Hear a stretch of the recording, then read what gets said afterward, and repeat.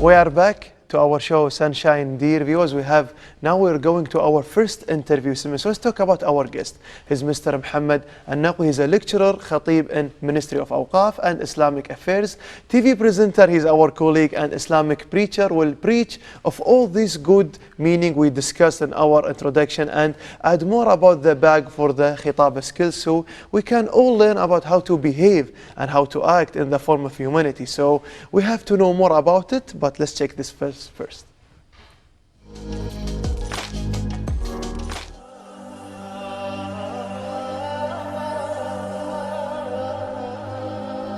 Allah Almighty said in the Quran, لا تحزن إن الله معنا. Don't be sad, Allah is with us.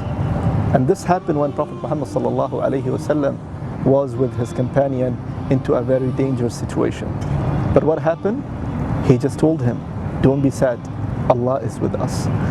Whenever the heart's connected with Allah Almighty, you will find in everything peace and tranquility.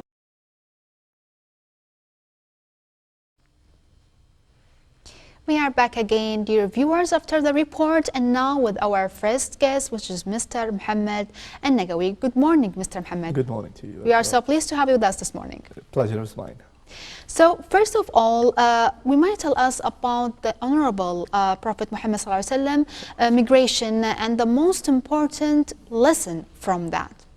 Well, Bismillah, Alhamdulillah, Salatu Salam ala Rasulullah. First of all, if you talk about the migration itself, in each and every step of the migration, there's a lesson we can learn. Well, first of all, he migrated from Mecca to Medina for a reason. Of course, he was looking for a peace, and it was difficult for him and all the Muslims to be in peace with the leaders of Quraysh, the tribes, and all these people, because it was going very difficult with them. So the first thing the Prophet, peace be upon him, did is migrating from Mecca to Medina in order to live in peace. And this is one of the main essence of Islam, that you have to find peace where you have to live. And if you're living in a community and a society, you live with peace. So the first thing he went there, the time he reached there, of course, the companion and other people, they are welcoming him, singing songs, we call it in Arabic nasheed, you know, the welcoming poetries and all these things. And the first thing he did, he established a mosque. And also what we learn from here, that even if you are traveling or if you are specifically migrating from one place to another place, you have to search for a place that you can connect yourself with the God Almighty Allah. So he established the mosque, and that mosque was the center, you can call it nowadays, the Islamic center, that not only the people are praying there, but they are doing all kind of consultations and the Q&A, the question and answer, the people coming with the Prophet, peace be upon him. So this was the first thing. The second main thing, what he did, in Arabic we call it ta'akha. He got all the brothers and the sisters from Mecca and Medina, those who migrated with him and those who supported him in Medina, and he made a strong tie between them. And this also shows that, you know, wherever you go, you have to be a source of connecting people with one another. So this is another thing that we learn. Another thing, the third thing, he established the rules, you know, that at the treaties. We know that when he traveled from Mecca to Medina, or migrated from Mecca to Medina, there were people of other faith, like Jews and other people, they used to live there. He made a treaty with them, like, you know, we have to deal with one another, we have to buy and sell with one another, there is a lot of things, transaction will go with the long term, so we have to live in peace. So what we understand from that, and of course there are many other points. Many lessons, but peace is the key of everything. That's the most important. So, True. Mr. Muhammad, I know you are a lecturer. You give too many lectures before for KTV1, KTV2, especially for the foreigners to know more about the Islamic religion. So now today is the beginning of the Islamic calendar. We call the month of Muharram, one of the greatest and the blessed months. So what can you share to the others people who are watching us through the KTV2 about this blessed month? Well, Alhamdulillah, as you said, it's the first month of the year, the Muharram. And we know from the sayings of the Prophet, we call it hadith, the traditions of the Prophet, peace be upon him. He said that there are 4 holy months in the entire Islamic calendar, or Islamic months. There are 12 months and 4 holy months. And there are 3 consecutive months, one after another. That is Dhul Qa'dah, Dhul Hijjah, Muharram. They are like, we are living almost in Dhul Hijjah, and the previous month Dhul Qa'dah, and then now we almost entered the month of Muharram. So these are the holy month, and inshallah we can explain what the holy means. And then one is separately, we call it Rajab, which is just 2 months before Ramadan. Now, when we talk about these months and we say holy between the brackets, means they are great months in the sight of Allah. And also the Arabs before until today, they respect this month, so there is no war going on in this month. No war. No war. Imagine. So even before Islam, when there are two tribes fighting for any reason, if the month come, either Rajab or Muharram or Dhul Hijjah, they stop. 4 months, no wars. No wars. Imagine. So this, how they used to respect, and Allah Almighty after Islam and the Prophet, peace be upon him, getting the prophecy, it was confirmed, and these are the holy months. Now, there are sacred months and holy months, blessed month. The good deed that you do in it, it will be multiplied into many. Even the sin, unfortunately, if a person commit a sin, it will be multiplied into many. Even though we have in a good way and a bad way. Yes, even though we have a qa'dah, we have a base that if you do a good deed, it will be multiplied into 10. And if you do a sin, it will be considered as 1, and out of the mercy of Allah Almighty. But in these 4 months and the holy months, it will be multiplied by, why? Because they are sacred and holy months in the sight of Allah Almighty. Nice. See, very holy months, and today is the beginning of the blessed month. Exactly. So as you mentioned, Mr. Muhammad, is 4 months without no war. That we are talking about the peace. And as you mentioned, the Prophet Muhammad ﷺ, migration, he sent the principle of the Islamic region, and he makes a really, the peaceful movement of Islamic. So let's talk about the peace in Islam. Subhanallah, if we talk about the peace, I think we need another couple of hours to talk about it. It's like a new variety of things. Subhanallah, even the word Islam coming from the word main root silm, and silm means also peace. Also it means submission, so which means that you submit your will to Almighty God in order to acquire peace.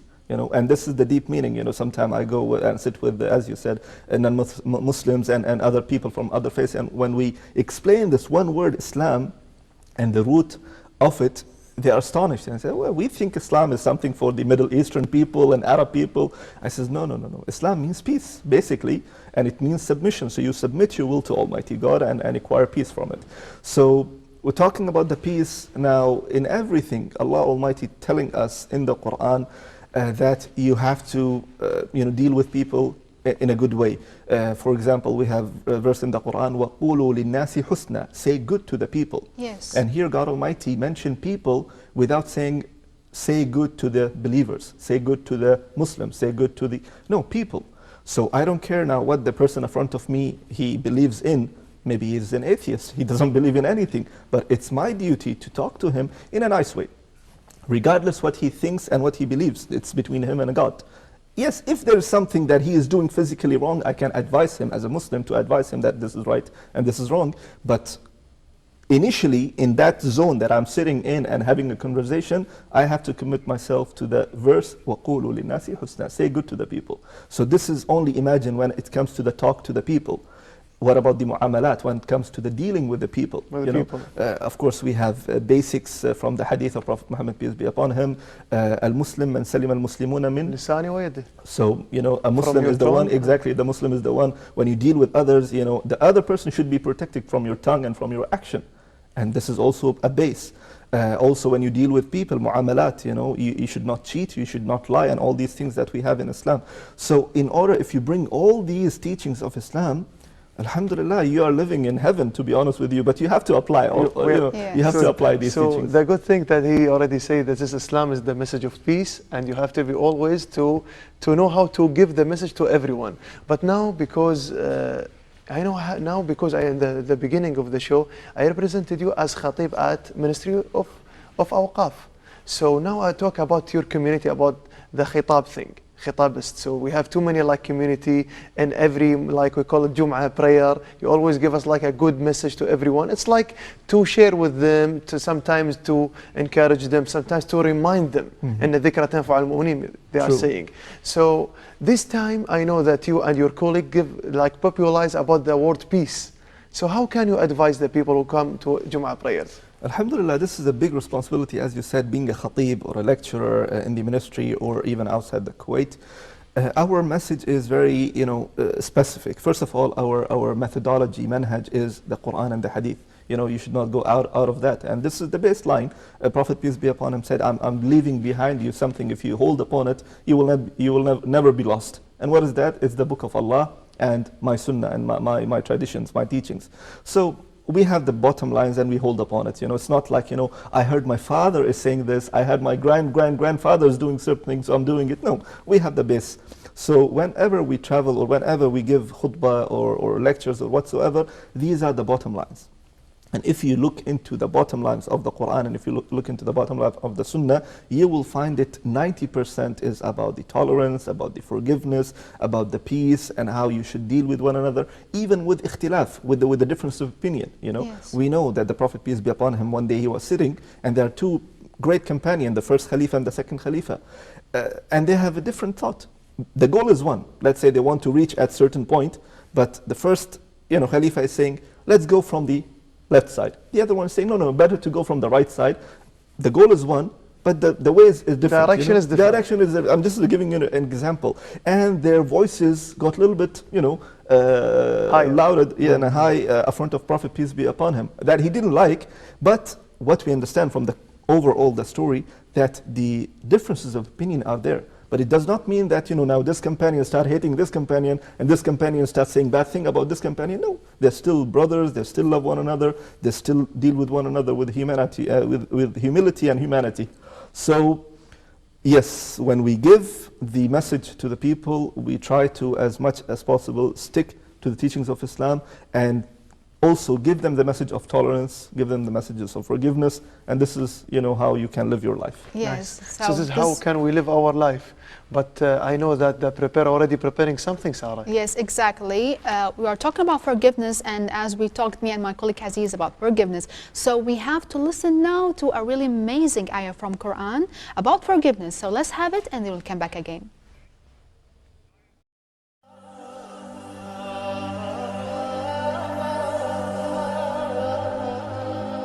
Allah subhanahu wa ta'ala said in his book, وَلَوْ كُنْتَ فَضًّا غَلِيظَ الْقَلْبِ لَانْفَضُّوا مِنْ حَوْلِكَ. If you had been rude and harsh in your heart, the people have been scattered away from you. So what we understand here from this verse, that only the heart come closer to one another with peace, mercy, and tranquility.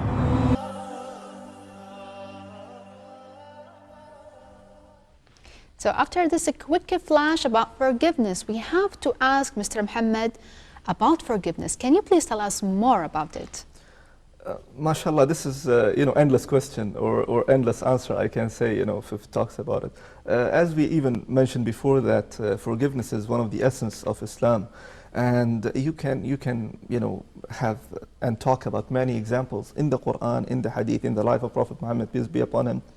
And I would like to share with you and even the audience, imagine. Now, I would like to just give you something that you feel, you both of you. If someone comes to you or you and literally start abusing your son or your daughter and saying big things about your own family member and the one who's a piece of your own flesh and body, right? And he is this and she is this and they did this, and how you will feel. That's a human nature, that you will be angry, and especially you will be more angry if this person is your relative, and he's close to you. How come that you coming and telling me about my daughter, like she is this and that, and you're telling me about my son, he is this and that? It would be something outstanding to deal with, the situation is not easy. It's not easy. Not easy, right? That's why I gave you this, I throw the ball in your court so you can imagine about it. This happened with Prophet Muhammad, peace be upon him, with his wife. they accused her with something you cannot even imagine in her chastity, that she's a bad woman. Imagine, and Allah Almighty said in the Quran, الطيبات للطيبين والطيبون للطيبات. The good people is meant for good man is for good woman, and good woman for a good man. So if you are saying bad thing about the Prophet's wife, I mean, even the Prophet is not representing him already. Exactly, So it is something huge. And now we know that the daughter or the wife of Prophet Muhammad, peace be upon him, at the same time she is the daughter of the first Khalifa, right? And the first Khalifa used to give money, like a monthly you can say expenses, to one of his relatives. And later on he came to know, when this rumor came into Medina and it spread it around, that this man, this cousin of the first Khalifa, he was the frontline person who is spreading this rumor.